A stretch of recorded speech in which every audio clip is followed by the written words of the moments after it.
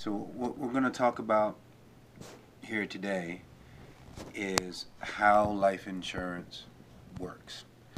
And by understanding this T-chart that I'm going to put up here, you should be able to explain to anybody how life insurance works and how it could potentially apply to their situation. Okay? So, there's two types of life insurance. There's something called term insurance and then something called permanent insurance.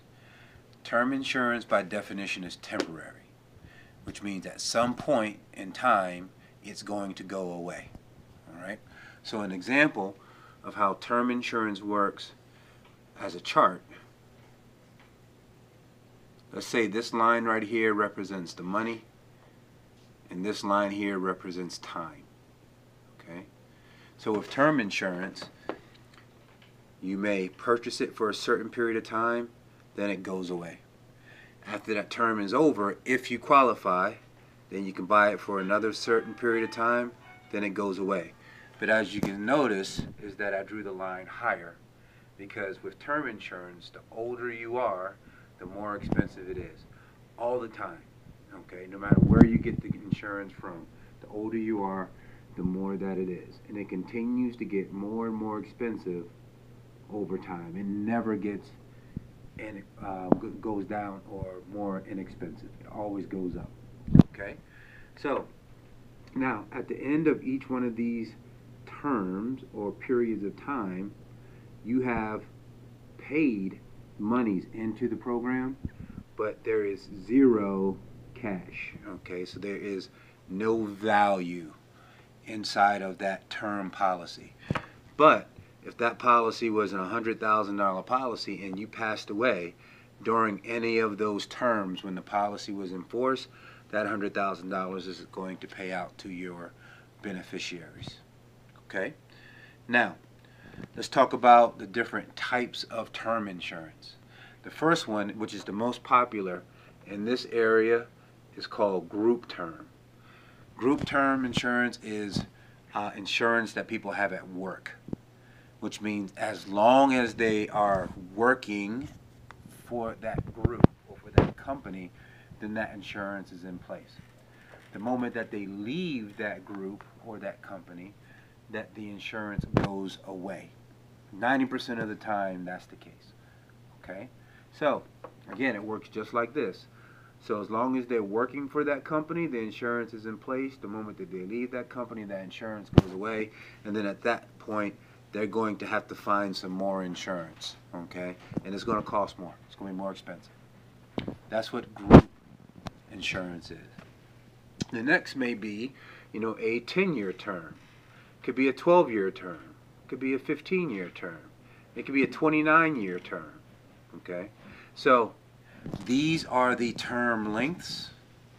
At the conclusion of those terms, the insurance goes away and the person has to start all over again. Okay? That's term insurance. Very simple, straightforward. As long as you pay for it, premiums are fixed. At the conclusion of the term, it's going to go away. You have to start all over again. Term insurance. Permanent insurance has a few more moving parts to it. Permanent insurance, we're going to draw that same chart. So this is the money, this is time. So permanent insurance has two components to it. The first component is the cost of insurance. And the cost of insurance looks something like that, which means that the younger you are, the cost of the insurance, let's say it's $100,000, the cost of the insurance is less than when you're older. Okay?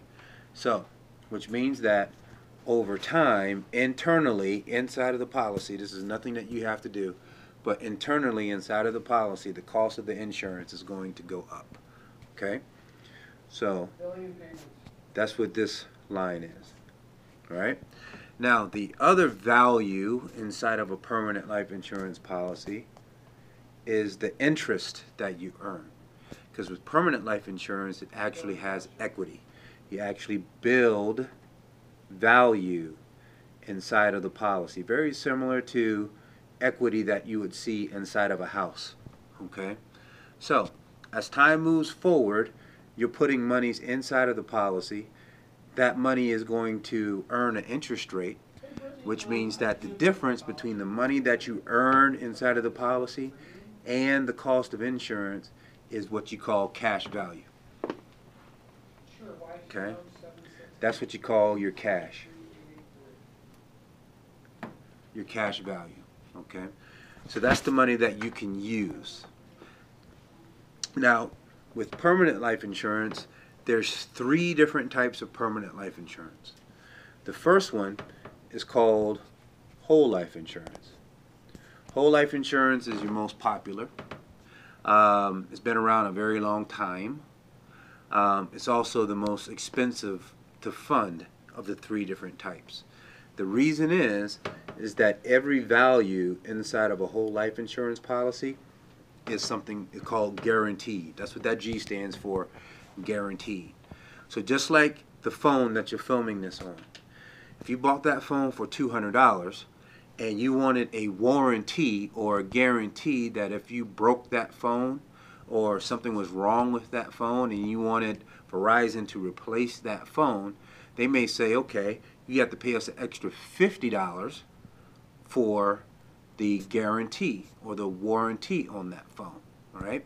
So that's exactly what whole life is that the actual cost of it may be $200 like your phone, but you have to pay a little bit more so that way you can, all the values inside of it are guaranteed, just like if you wanted to guarantee or warranty your phone.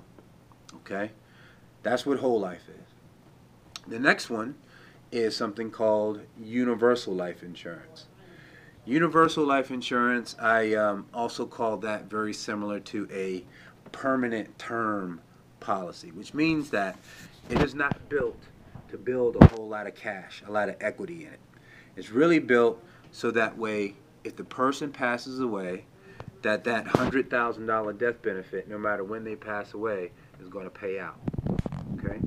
So if you needed to illustrate it, universal life insurance, the actual equity would run right alongside the cost of insurance. Which means there's really not a whole lot of equity in here, but that insurance stays in place as a fixed cost for the entire person's life. Okay? Now the interest inside of a universal life insurance policy, there's 2 interest rates. The first one is based on an index. Okay? We call it an index. Index typically is the S&P 500. S&P 500. So the S&P 500 is 500 of the largest domestic companies pretty much in the country. Now those 500 companies each year or each month or each day generate an interest rate. So that interest rate is what this equity here, this equity portion, that's how that interest is credited, is by the S&P 500. The next one is just basic interest rates that you would see from a bank, right? 3.5%, long term. You could pretty much see something like that, as well. Again, with that type of interest rate, you're not going to earn a whole lot of cash inside of the policy, but hopefully it is enough to keep up with the cost of insurance, so that way that person will always have insurance for their entire life. Okay? That's universal life insurance. The next one, which you won't be selling very much of because you're not properly licensed, is called VUL. VUL stands for Variable Universal Life Insurance. The V really also could be, could say mutual fund, okay? Because essentially what that V stands for, it allows for mutual funds to be held in a life insurance wrapper. Why is that good? It's because with mutual funds, as you make money or lose money, or as those funds are traded, actively traded, you can do so without incurring any capital gains tax. So you can make money or lose money inside of a VUL and pay no taxes. Okay? Now with all three of these, any type of permanent policy, this equity that we were talking about right here, you can pull that equity out if it's done the proper way with no taxes. So essentially you can grow your money tax-free and take the money out tax-free. Okay? Now I want to illustrate the VUL, because you see these lines here, they're nice and smooth, right? You know, they smoothly go up. That's really what you're going to see inside of a universal life policy or even a whole life policy. But in the VUL, it's going to look more like this. It's going to go up and down, up and down, up and down, up and down, up and down, up and down. Very similar to 401k or stock chart. Okay, because indeed, every single value inside of it is going to be based on the stock market or the mutual funds contained, you know, inside of the policy. Okay. Now, again, the benefit of permanent life insurance is twofold. Number one, that insurance is there, if it's funded correctly, is there for the person's entire life. And then number two, is there as a cash savings. It's a forced cash savings, but properly funded can supplement retirement plans. It can fund buy-sell agreements in companies. It can act as a key man policies, a deferred comp in companies. You know, so you have a lot of power and flexibility to use that equity depending on, you know, the person's situation.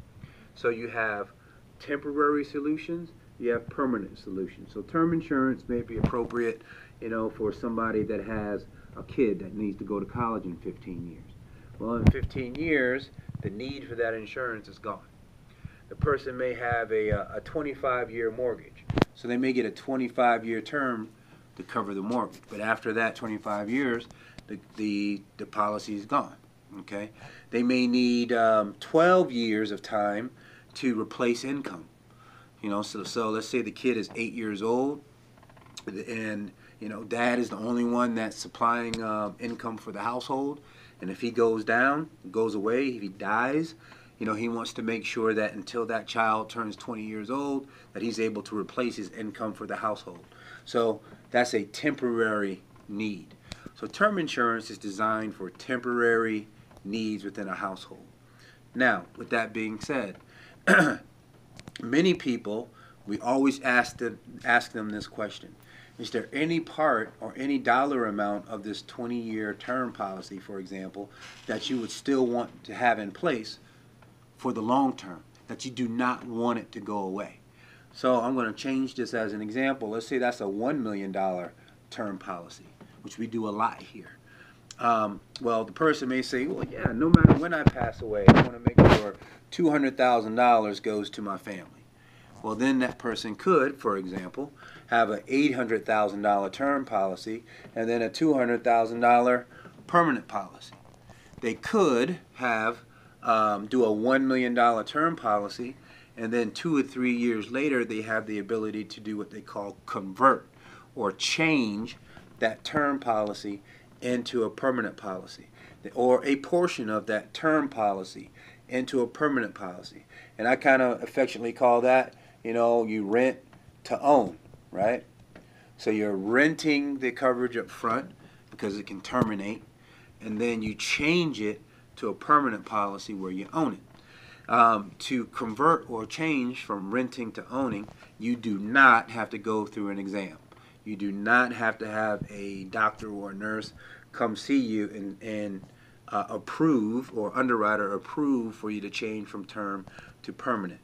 Once you're approved by the company as a term policy, then that same underwriting status carries forward into a permanent policy as well. So it allows for somebody to secure or ensure their insurability, because typically the younger you are, the healthier you are. Okay, so it allows us to lock in somebody's insurability. Okay, so insurance, life insurance in general, is a tool. It's a tool that we use to satisfy liquidity needs inside of a household, okay, from a term standpoint. But from a permanent standpoint, it's used really as an asset, because it's guaranteed, pretty much guaranteed to pay out. It's an asset that's going to carry on to the next generation. It's an asset that's going to go to the spouse. It's an asset that's going to help with business continuation. Okay, it is an asset. That cash value that you see in this illustration that I just showed you here, if you were to go to a bank and ask for a line of credit on your balance sheet, there is a line that says, what are your life insurance cash values, or do you have any life insurance cash values? You literally go look on your statement and you put that number there. You know, it is liquid. Okay, it's actually a very, very powerful place to put money in to grow. Okay, so life insurance is a tool. Once we find out a little bit more about the client, then we can pretty much direct them into terms of which area works best.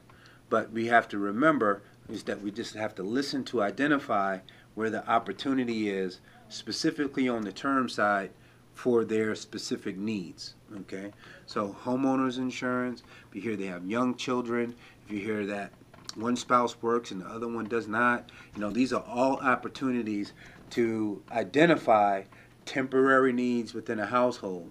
And then, you know, when you have somebody that may be a little older, say they're in their 50s or 60s, and they mention the word life insurance, well, you know, and they know that this is going to be the last time they buy life insurance. So term insurance typically is not a solution for him or her. Usually it's permanent. It's like, okay, I need to buy this, and I'm going to lock it in, and it's done.